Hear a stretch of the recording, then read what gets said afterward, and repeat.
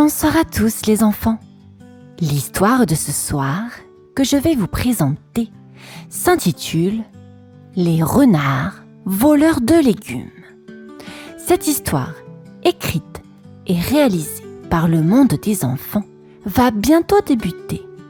Mais avant de poursuivre, je t'invite à t'abonner et à cliquer sur la petite cloche de notification si le contenu te plaît. Bien, sans plus attendre à présent, cette histoire commence.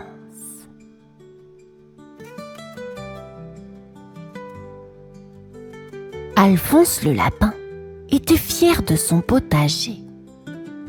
Chaque matin, il arrosait ses carottes, ses laitues et ses radis avec soin. Il portait un chapeau de paille pour se protéger du soleil et sifflait joyeusement. Un jour, alors qu'il se promenait entre les rangées de légumes, Alphonse remarqua quelque chose d'étrange. Ses carottes préférées avaient disparu. Il regarda autour de lui et vit des traces de petites pattes dans la terre. « Oh non! Quelqu'un a volé mes carottes !»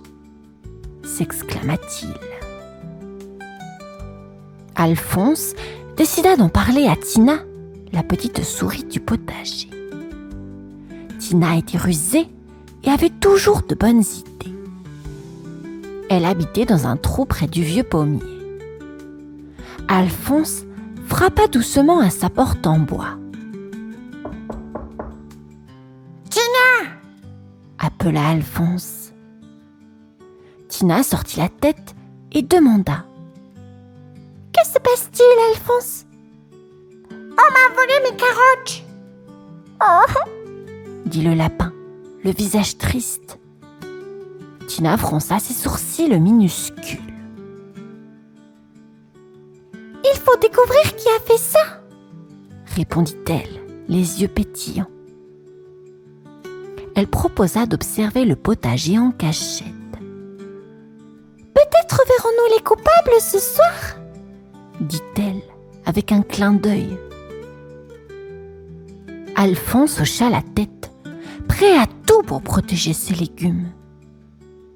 La nuit venue, Tina grimpa sur une branche et Alphonse se cacha derrière un buisson. Le vent soufflait doucement et la lune éclairait le potager. Les deux amis restèrent silencieux, leurs oreilles aux aguets. Mais soudain, ils entendirent un bruissement entre les laitues. Tina chuchota: « Quelqu'un arrive !» Alphonse serra les dents, prêt à découvrir l'identité des mystérieux voleurs.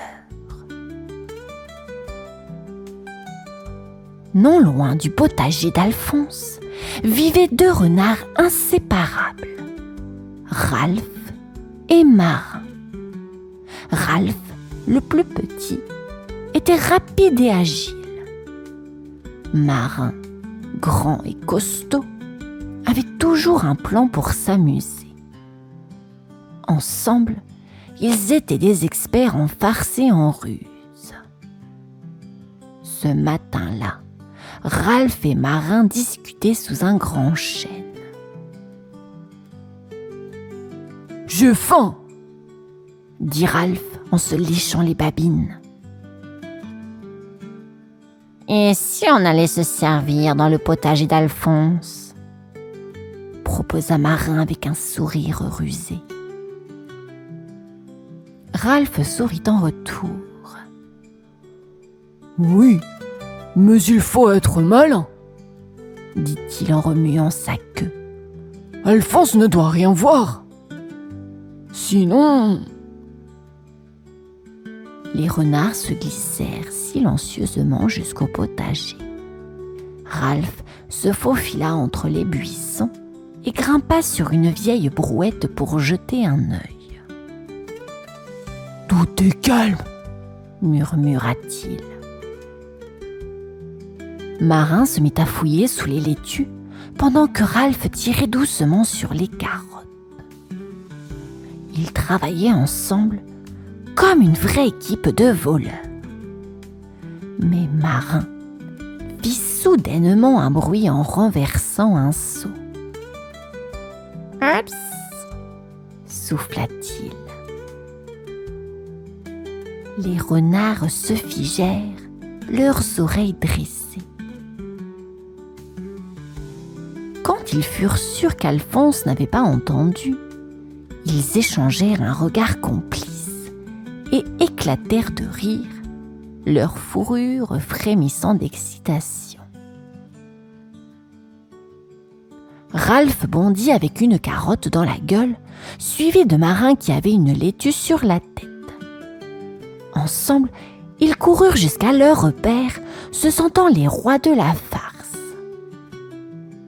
Ralph et Marin pensaient être trop malins pour se faire attraper. Mais ils ignoraient qu'Alphonse et Tina préparaient un plan pour déjouer leur ruse. Les renards étaient prêts pour d'autres aventures, sans se douter de ce qui les attendait. Alphonse et Tina étaient bien décidés à piéger les voleurs. « On va leur donner une bonne leçon !» dit Tina, les yeux brillants de malice. Ils commencèrent par installer un premier piège.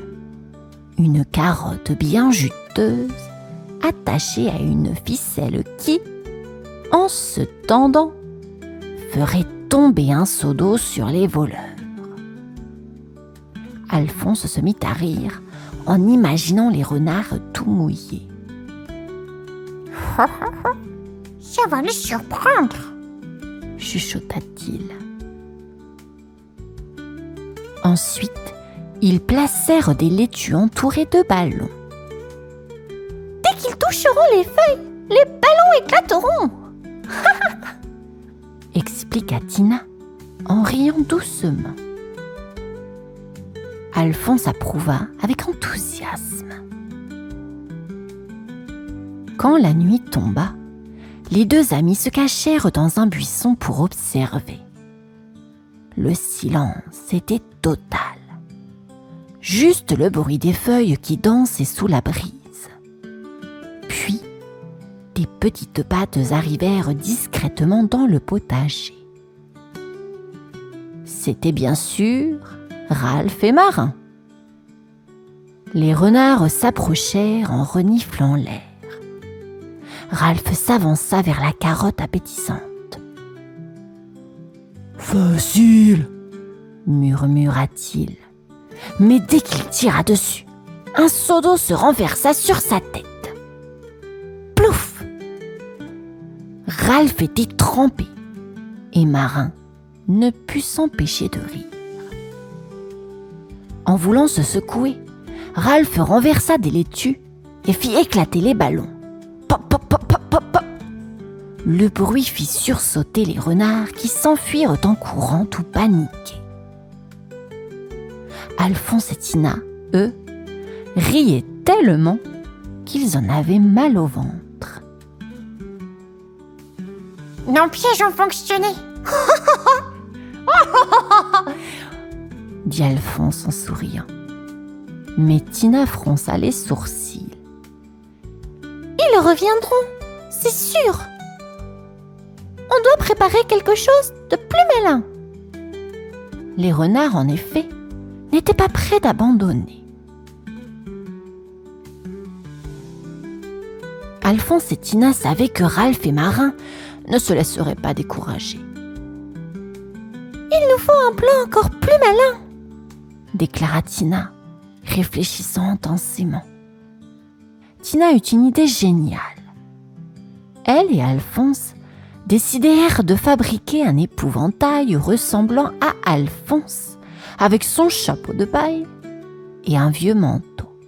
« On mettra une lampe à l'intérieur pour qu'il brille la nuit, » expliqua Tina. « Ça va les effrayer. » Alphonse, enthousiaste, aida Tina à installer l'épouvantail au milieu des carottes. Une fois terminé, l'épouvantail ressemblait tellement à Alphonse qu'il se fit peur lui-même en se retournant. La nuit venue, les renards, Ralph et Marin, arrivèrent encore une fois dans le potager. Ils se faufilaient l'un derrière l'autre, prêts pour un nouveau festin de légumes. Mais quand ils levèrent la tête, ils virent l'épouvantail éclairé qui ressemblait à Alphonse. « Oh non, c'est Alphonse! Il nous attend !» chuchota Ralph, terrifié. Marin, pas plus courageux, ajouta: « On doit fuir !» Les deux renards tournèrent les talons et déguerpirent aussi vite qu'ils le pouvaient, leur queue s'agitant derrière eux. Alphonse et Tina, cachés derrière un buisson, étouffaient leur rire. « Ça a marché !» dit Alphonse tout bas, en tapant doucement des mains. Mais le lendemain, Ralph et Marin se retrouvèrent sous le grand chêne. « Ce n'était pas Alphonse, c'était un faux !» grogna Ralph. Marin hocha la tête. « Il croit pouvoir nous tromper, mais nous sommes plus malins que ça !» répondit-il, les yeux plissés de détermination. Les renards n'avaient pas dit leur dernier mot. Ils comptaient bien retourner au potager avec un nouveau plan. Ralph et Marin ne voulaient pas être battus. « Si Alphonse pense nous faire peur avec un faux lapin, il se trompe !» déclara Ralph, les yeux pétillants de ruse. Les renards décidèrent de tourner l'épouvantail à leur avantage. Ils mirent des lunettes de soleil au faux Alphonse et lui collèrent une moustache rigolote. Puis, ils attachèrent une corde à son bras pour faire bouger l'épouvantail comme une marionnette. Ralph, caché derrière un buisson, tirait sur la corde et l'épouvantail semblait bouger tout seul.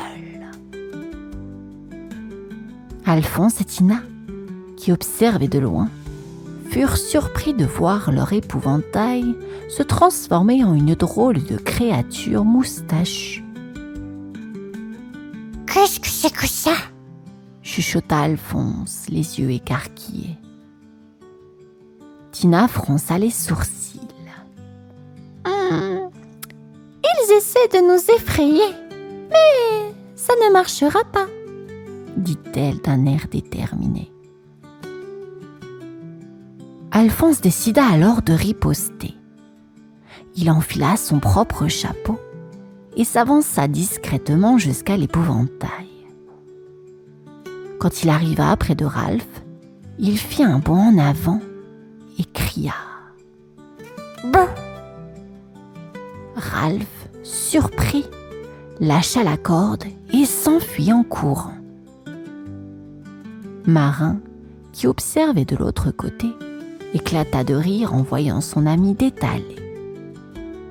Mais Alphonse n'avait pas dit son dernier mot.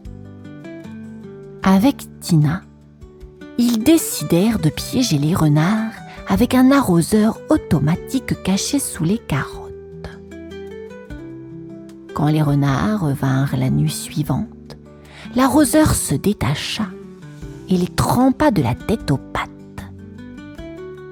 « Oh, de l'eau !» cria Ralph en fuyant avec Marin. Cette fois, Alphonse et Tina éclatèrent de rire. Mais les renards se regardèrent, trempés mais toujours malins. « On doit penser à un dernier plan. »« On doit penser à un dernier plan, » se dirent-ils en chœur. Ralph et Marin étaient fatigués de leurs échecs. « On n'arrive jamais à gagner contre Alphonse et Tina, se plaignit Ralph en secouant sa fourrure encore mouillée. Marin réfléchit un instant, puis proposa une idée. Et si on faisait la paix? Ralph était surpris, mais il accepta. D'accord, allons parler à Alphonse. Les renards s'approchèrent prudemment du potager. Alphonse et Tina, qui les avaient vus arriver, se tenaient prêts, un seau d'eau à la patte. « Qu'est-ce que vous voulez ?» demanda Alphonse d'une voix méfiante. « On aimerait faire un marché, » dit Marin, les oreilles baissées. « Si tu nous donnes quelques légumes, on protégera ton potager contre les autres animaux. » Alphonse et Tina se regardèrent, un peu surpris. « Vous protégeriez le potager ?» demanda Tina en plissant les yeux. Ralph hocha vigoureusement la tête. « Oui, plus de ruse, promis. » Après un court silence, Alphonse sourit. « D'accord. » Le marché était scellé. Les renards, désormais alliés, montaient la garde autour du potager. Ils faisaient même fuir les oiseaux gourmands et les taupes fouineuses. En échange, Alphonse leur offrait des carottes et quelques laitues. Le potager devint un endroit animé où chacun avait son rôle. Alphonse et Tina s'occupaient des légumes et Ralph et Marin s'amusaient à surveiller le jardin. Parfois, ils jouaient ensemble à cache-cache entre les rangées de carottes, riant aux éclats. Alphonse avait appris que même les plus malicieux pouvaient changer. Et les renards avaient découvert qu'ils préféraient s'amuser plutôt que de voler. Le potager d'Alphonse était enfin tranquille, mais plein de vie et de nouvelles amitiés. Et tous vécurent des aventures sans voler de légumes. Fin de l'histoire, les enfants. J'espère qu'elle vous aura plu. Je vous souhaite à présent une bonne nuit. À bientôt.